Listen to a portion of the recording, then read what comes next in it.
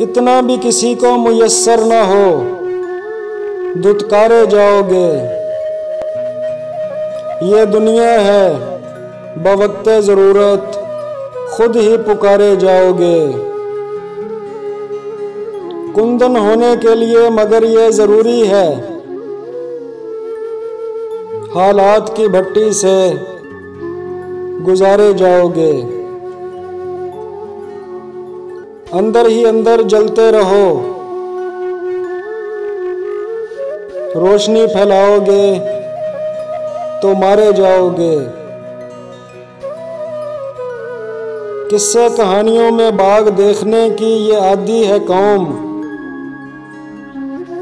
عقل و دلائل سے بات کرو گے تو للکارے جاؤ گے۔ سمندر میں دور تک جانے سے پہلے سوچ لو کیسے کنارے جاؤ گے۔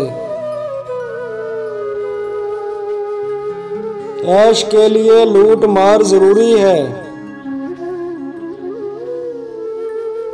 ایمانداری سے چلو گے تو خسارے جاؤ گے۔ سچ بہت کڑوا ہوتا ہے روفی، اتنا بھی نہ بولو سنگسارے جاؤ گے۔